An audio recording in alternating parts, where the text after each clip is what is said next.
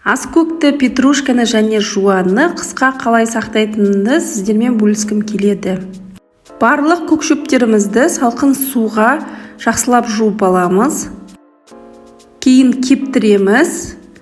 Құп-құрғақ қылып барынша кептірген дұрыс.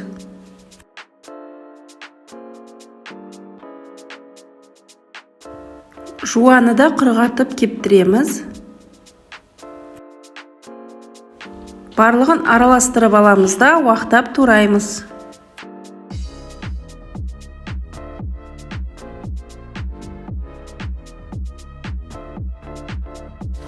Кез келген соктан қалған осындай баклажканы аламыз да көк шөпті ішіне толтырамыз.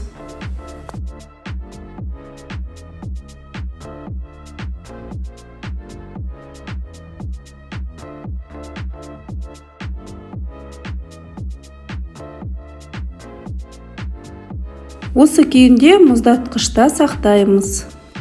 Ал егер мұздатқышта орын болмаған жағдайда кәдімгідей тұзды аламыз, блендерге саламыз, белгілі бір мөлшерін, және аскөкті құп-құрғақ етіп кептіріп аламыз да тұздың үстіне саламыз және блендерлейміз. Жақсылап бір-бірімен араласқанша блендерлейміз. Мінекей осындай ол жақсылап араласты.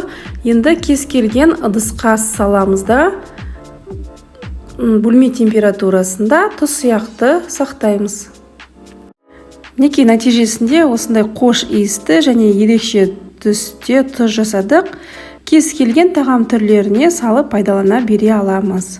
Достар, егер видео ұнаса, мені қолдап, подписка жасап, лайк басып, комментарий қалдыруларыңызды ұмытпаңыздар. Ас болсын!